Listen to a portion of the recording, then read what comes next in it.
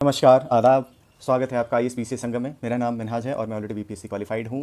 वादे के मुताबिक बिहार स्पेशल सीरीज़ अभी चल रहा है, जिसमें हमने ऑलरेडी आपको बिहार का इंट्रोडक्शन, सेंसस, ज्योग्राफी का वीडियो दे दिया है, एंशिएंट हिस्ट्री दिया है, मिडिवल हिस्ट्री दिया है। मॉडर्न हिस्ट्री में हमें 4 पार्ट में डिसाइड किया था शूट करने के लिए, जिसका 2 पार्ट ऑलरेडी जा चुका है और ये तीसरा पार्ट है। इसके बाद से एक फाइनल पार्ट आएगा मॉडर्न हिस्ट्री के लिए। ठीक है, आइए बिहार का देखते हैं मॉडर्न हिस्ट्री में क्या महत्वपूर्ण घटनाएं थी। अब देखिए, साइमन कमीशन की बात करते हैं। साइमन कमीशन में 7 मेंबर आए थे, ठीक है, और जिसमें एक मेंबर क्लेमेंट एटली भी थे, जो कि 1947 में, मतलब जब भारत आज़ाद हुआ था उस टाइम पे ये क्लेमेंट एटली ब्रिटिश PM थे। अच्छा, ये साइमन कमीशन आया क्यों था? देखिए, गवर्नमेंट ऑफ इंडिया एक्ट 1919 जो आया था, उसमें ये एक प्रोविजन बोला गया था कि हम एक कॉन्स्टिट्यूशनल कमेटी बनाएंगे ये देखने के लिए कि इसका इंप्लीमेंटेशन कैसा हुआ है भारत में। ठीक, तो इसके लिए जब साइमन कमीशन यहाँ पे आया तो मतलब इंडियंस को सबसे बुरी बात ये लगी कि इसमें सातों मेंबर जो थे ना, ये सातों के साथ इंग्लिश थे। तो वो ये कह रहे थे कि भाई, हमारे ऊपर आपके एक्ट का क्या असर हुआ उसको देखने के लिए आपने कमेटी बनाई और हमारे ही बीच का कोई आदमी उसमें नहीं है ना, इसलिए इसका बहुत पुरजोर तरीके से विरोध हुआ। ये देखिए कैसे एकदम काला झंडा दिखाया जाता था इनको, साइमन गो बैक, साइमन वापस जाओ। ठीक है, अब बिहार में 12 दिसंबर 1928 को इसके अगेंस्ट प्रोटेस्ट शुरू हुआ था। इसके लिए एक सर्वदलीय बैठक बुलाई गई। किसके अंडर? अनुग्रह नारायण सिन्हा जी के अंडर। ठीक है, और यहाँ पर ये डिसाइड किया गया कि साइमन कमीशन का बिहार में भी विरोध किया जाएगा। बाकी जो महत्वपूर्ण लीडर थे, डॉक्टर राजेंद्र प्रसाद थे, ब्रजकिशोर थे, रामदयालु थे, अली इमाम साहब थे और हसन इमाम जी थे।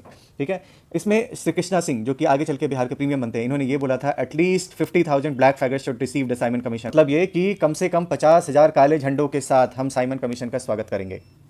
अगला जो महत्वपूर्ण आंदोलन था वो था सिविल डिसोबीडियंस मूवमेंट, यानी कि सविनय अवज्ञा आंदोलन, जो कि शुरू हुआ 1930 में। गांधी जी ने इस मूवमेंट को शुरू किया, जिसमें कि ये बोला गया कि हम सॉल्ट टैक्स नहीं देंगे, मतलब कि आप जो भी नमक पे टैक्स लगा रहे हैं वो हम नहीं देंगे। और सविनय अवज्ञा का क्या मतलब था कि मतलब हम बहुत वायलेंट नहीं होंगे, हम बहुत विनम्रपूर्ण तरीके से आपकी गलत नीतियों का विरोध करेंगे। ठीक है, और इसमें चौकीदारी टैक्स को भी इसके साथ साथ जोड़ लिया गया, ये कि बिहार के पर्सपेक्टिव में था। ठीक है, चौकीदारी टैक्स जो लगाया जाता था उसके लिए हमने बोला बिहारियों ने कि हम भी आपको इसका टैक्स नहीं देंगे, बहुत ही प्रेम पूर्वक। ठीक है, और ये मूवमेंट जो है ये चल रहा था किसके अंडर? डॉक्टर राजेंद्र प्रसाद के अंडर। अब देखिए डिटेल देखते हैं हम लोग सिविल डिसोबीडियंस मूवमेंट का। इसमें फैक्ट्स जो है ना, जो दिया हुआ है, ये सब आप देखते ध्यान देंगे कि सवाल आता है। जैसे ये मूवमेंट शुरू किस दिन हुआ था? 12 मार्च 1930 को शुरू हुआ था। कितने दिन चला था? 24 दिन। 24 दिन गांधी जी चल के गए थे। कहाँ से कहाँ तक चले थे? साबरमती से शुरू किया था और दांडी तक पहुंचे थे, और वहाँ पे इन्होंने नमक बनाया और नमक बना के नमक कानून जो था इसको तोड़ा था। किस दिन पहुंचे थे वहाँ पे साबरमती? नमक किस दिन बनाया था? 6 अप्रैल के दिन। ठीक है, तो ये ध्यान रखेंगे, 12 मार्च को चले, 6 अप्रैल को पहुंचे और 24 दिन में गए थे। ये PYQ है आपका। ठीक है, और टोटल लंबाई कितनी थी? 240 माइल्स या 385 किलोमीटर, ऐसे इसको ध्यान रखेंगे। ठीक है, अब इसका देखिए, ये सिविल डिसोबीडियंस जो मूवमेंट शुरू हुआ था, देखिए जाहिर सी बात है कि कोई भी मास मूवमेंट आप शुरू कर रहे हैं तो उसके पहले बैकग्राउंड में कुछ चीज़ें तो हुई होंगी ना। तो 1929 में इंडियन नेशनल कांग्रेस का एक सेशन हुआ था लाहौर में। ठीक है, जिसके जिसके प्रेसिडेंट थे जवाहरलाल नेहरू साहब, और इन्होंने क्या बोला था? Complete independence.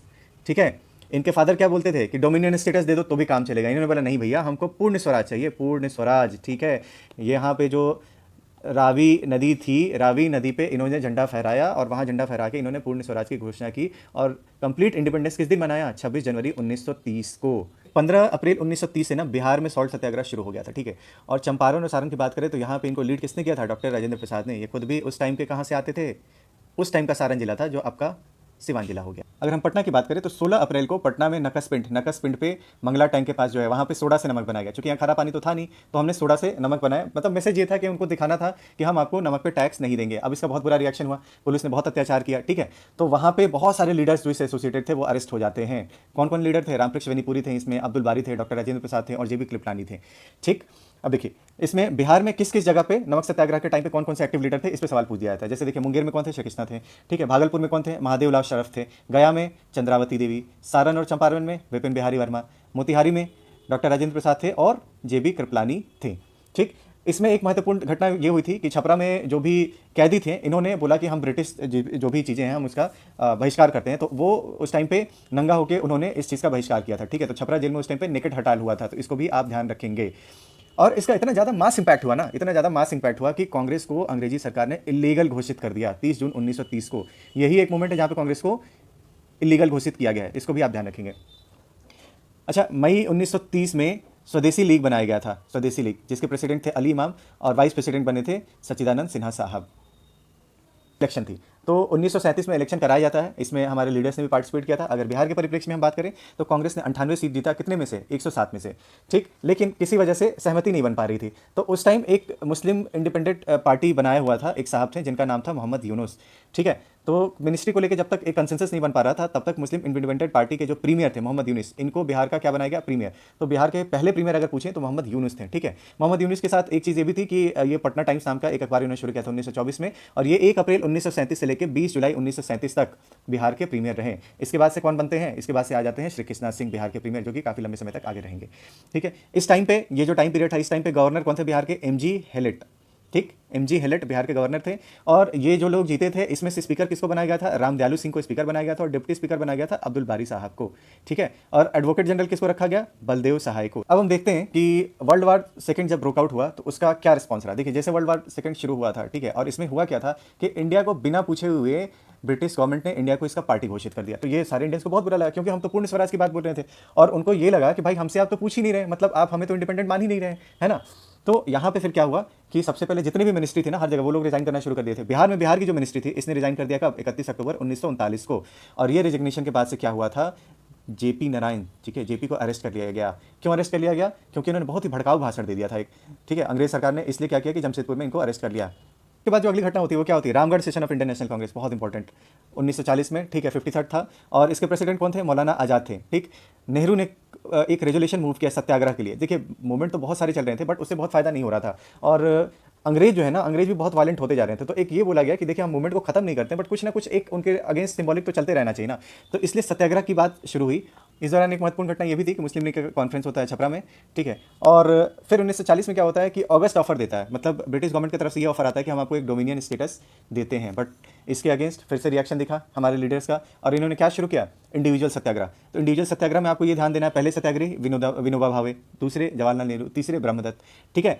और ऐसे ही बिहार में भी इंडिविजुअल सत्याग्रह शुरू किया गया, जिसमें सबसे पहले सत्याग्रही कौन बने, श्री कृष्णा सिंह, दूसरे कौन बने, अनुग्रह नारायण सिन्हा। गया में इसको किसने शुरू किया था, गौरीशंकर। और सिलाओ, इसमें यहाँ पे कौन थे, श्याम नारायण सिंह या एसएन सिंह। अब अगली जो महत्वपूर्ण घटना आती है उसका नाम है क्विट इंडिया मूवमेंट, भारत छोड़ो आंदोलन। यहाँ पे तो ऐसा बोला जाता है कि गांधी जी का भी उग्र रूप आ गया था बाहर। यहाँ पे ये सविनय अवज्ञा वाले मोड से ये भी निकलते जा रहे थे धीरे धीरे कि भाई बहुत हो गया, अंग्रेज तुम लोगों ने बहुत परेशान किया, है ना। इसलिए इन्होंने क्या नारा दिया गांधी जी ने, डू और डाई, बस अब करो या मरो, अब तो भारत को आजाद करा ही लेना है चाहे जो हो जाए, ठीक है। इसको अगस्त क्रांति भी बोलते हैं, क्विट इंडिया। तो देखिए मूवमेंट शुरू करने के पहले क्या हुआ, सबसे पहले रेजोल्यूशन लाया गया, क्विट इंडिया रेजोल्यूशन। 8 अगस्त को कहाँ लाया गया, ग्वालियर टैंक बॉम्बे में है, ठीक है। यहाँ पे रेजोल्यूशन पास किया गया, और रेजोल्यूशन पास करते ही क्विट इंडिया मूवमेंट शुरू हो गया, ठीक है। 8 तारीख को रेजोल्यूशन पास किया गया और तुरंत मूवमेंट शुरू हुआ। इसके रिस्पॉन्स में अंग्रेजी सरकार ने क्या चलाया, ऑपरेशन जीरो आवर 9 अगस्त के दिन, जिसमें क्या किया गवर्नमेंट ने, जितने भी बड़े लीडर थे उनको सीधा सीधा अरेस्ट कर लिया, ठीक है। अब अरेस्ट किया तो गांधी जी को आगा खान पैलेस में रखा गया था, ये ध्यान रखेंगे। बाकी सारे लीडर्स को भी अरेस्ट करके कहीं कहीं रखा गया। WG आर्चर जो थे उन्होंने खुद अरेस्ट किया डॉक्टर राजेंद्र प्रसाद को, और इनको कहाँ पे रखा, बांकीपुर जेल में रखा। एडवोकेट जनरल उस टाइम बिहार के होते थे जो बलदेव सहाय, इन्होंने क्या किया, रिजाइन कर दिया, ठीक है। फिर जितने भी प्रोमिनेंट लीडर थे, श्री कृष्णा सिंह, एन सिन्हा, फूलन प्रसाद वर्मा, ये लोग भी अरेस्ट हो गए। जयप्रकाश नारायण को कहाँ रखा गया, हजारीबाग जेल में रखा गया। इस दौरान एक बड़ी दुखद घटना होती है 11 अगस्त के दिन। 11 अगस्त के दिन क्या होता है ना कि पटना सेक्रेटेरिएट पर कुछ छात्र जो हैं वो बोलते हैं कि नहीं हम जाके भारत का झंडा फहराएंगे, ठीक है। अब यहाँ पे जाते हैं, उस टाइम पे क्या होता है, WG आर्चर, इन्होंने सीधा सीधा ऑर्डर दे दिया उन पे गोली चलाने के लिए, और ये 7 स्टूडेंट्स जो थे ये मारे जाते हैं। बड़ी दुखद घटना थी, हृदय विदारक घटना थी उस टाइम पे। इसका बहुत रिएक्शन हुआ था उस टाइम पे, और आज भी आप देखते होंगे जो झंडा फहराते हुए 7 लोग, जिनका एक स्मारक टाइप से ही बना हुआ है, जगह जगह मूर्तियाँ भी देखते होंगे आप। तो इसके देश विदेशों तक में इस घटना की बहुत चर्चा हुई। और इसके रिएक्शन में क्या हुआ कि एक मीटिंग ऑर्गेनाइज किया गया जगत नारायण लाल के द्वारा, जिन्होंने ये बोला कि अब हम ब्रिटिश को नहीं सहेंगे, इनके गवर्नमेंट को हम उखाड़ फेंकेंगे। इस दौरान एक इंपॉर्टेंट महिला चरखा क्लब भी बनाया गया था पटना में, जिसको लीड कर रही थी भागवती देवी जी। और इस टाइम पे पैरेलल गवर्नमेंट भी बनाना शुरू कर दिया गया, क्योंकि हम लोग ये मान रहे थे कि ब्रिटिश गवर्नमेंट जो है वो बहुत ही ज़्यादा अत्याचारी हो चुकी है, तो हम अपना खुद का सरकार बनाएंगे। तो जगह जगह लोग अपने आप को इंडिपेंडेंट घोषित कर रहे थे। तो पैरेलल गवर्नमेंट बिहार में देखिए चंपारण में उस टाइम बनाया गया था, और अमरपुर एक जगह है बांका में, यहाँ पे पैरेलल गवर्नमेंट चल रही थी। अब हम देखेंगे अपने लोक नायक जयप्रकाश नारायण के बारे में। इनका जन्म कहाँ हुआ था, सिताब दियारा, जो कि सारण में है, ठीक है। और जब इनको अरेस्ट किया गया था तो अरेस्ट करके इनको हजारीबाग जेल में रखा गया था, जहाँ से ये भाग निकले थे। कब भाग निकले थे, ये देखिए नाम याद रखिए, डेट याद रखिए, 9/11/1942 को, दिवाली की रात थी जब ये भाग निकले। इनके साथी जो थे, एक दो का नाम देख लीजिए आप, योगेंद्र शुक्ला हो गए, सूर्य नारायण सिंह हो गए, सूरज नारायण सिंह हो गए। इनके गुरु कौन हुआ करते थे, नित्यानंद सिंह हुआ करते थे। इन्होंने एक ध्रुव दल बनाया हुआ था, ठीक है। और बाद में जब ये लोग निकले भागे, तो भाग के कहाँ गए, राजविलास जंगल, कहाँ पे, ये नेपाल में। वहाँ पे एक बकरी का टापू जगह थी, जहाँ पे इन्होंने आज़ाद दस्ता बनाया, ठीक है। आज़ाद दस्ता का काम ये था कि गुरिल्ला वारफेयर के जरिए अंग्रेजों से लड़ाई करेंगे, जिसमें इंपॉर्टेंट कौन कौन थे, सूरज नारायण थे, राम मनोहर लोहिया थे, और जयप्रकाश तो इसमें थे ही थे। इनकी एक महत्वपूर्ण रचना है वाई सोशलिज्म, ठीक है, इसका नाम आप याद रखेंगे। अब सोशलिज्म की बात हो रही है और जेपी की बात हो रही है, तो हमें वो पूरा एस्पेक्ट देखना पड़ेगा। तो देखिए, बिहार सोशलिस्ट पार्टी इसको बनाया गया था मई 1934 में, जिसके प्रेसिडेंट कौन थे उस टाइम पे? आचार्य नरेंद्र देव, और इसके सेक्रेटरी कौन थे? जयप्रकाश नारायण थे। ठीक है, बाद में इसका ऑल इंडिया स्वरूप दिया गया और ऑल इंडिया लेवल पे अक्टूबर में 1934 में क्या बनाया गया? कांग्रेस सोशलिस्ट पार्टी, जिसके सेक्रेटरी जयप्रकाश नारायण थे। इसमें कुछ कुछ और लीडर थे जिनका नाम आप ध्यान रख सकते हैं, जो नोटेबल हैं। राजवृक्ष बेनीपुरी साहब हैं और कर्पूरी ठाकुर हैं। ये बिहार सोशलिस्ट पार्टी बनाने के पहले, जैसे कोई भी बड़ा काम करने के पहले एक छोटी प्लानिंग होती है ना, तो एक छोटी प्लानिंग 1931 में की गई थी। इनफॉर्मल मीट किया गया था, फूलन प्रसाद वर्मा के जी थे, उनके रेसिडेंस पे, जहाँ पे ये डिसाइड किया गया था कि हम एक सोशलिस्ट पार्टी बनाएंगे। और उस टाइम पे जो 25% of Hindustan socialist Republic army जो थी, ठीक है, सरदार भगत सिंह जो थे इसमें इन्वॉल्व थे, सारे में, उसके मेंबर्स ने कांग्रेस सोशलिस्ट पार्टी को भी ज्वाइन किया था। तो ये मॉडर्न हिस्ट्री का बिहार से संबंधित तीसरा पार्ट था। इसके बाद एक पार्ट और आएगा। थोड़ा सा वीडियो आपको फैक्चुअल लग रहा होगा, बट बात यह है कि हम सिर्फ और सिर्फ बिहार के पर्सपेक्टिव में देख रहे हैं और इसे सवाल उठा उठा के मिल जाते हैं। तो आपको इसके लिए परेशान नहीं होना, वीडियो को 3-4 बार आप देख लीजिए, ताकि जो भी फैक्ट्स हमने डिस्कस किया है आपके जहन में अच्छे से बैठ जाए। ठीक है, और बस अपना ख्याल रखिए, प्रेशर में बिल्कुल मत आइए। एग्जाम से लड़ने का जो हमने तरीका आपको बताया हुआ है, जो पीटी ट्रिक्स आपको बताए हैं पेपर को देखने के लिए, उस वीडियोस को आप जरूर देख लेंगे, जरूर देख लेंगे, ताकि आपको समझ में आ जाए कि पेपर कैसे हल करेंगे एग्जाम के प्रेशर सिचुएशन में। उम्मीद करते हैं आपकी तैयारी अच्छी हो रही होगी। अपना ख्याल रखिए। जय हिंद, जय भारत।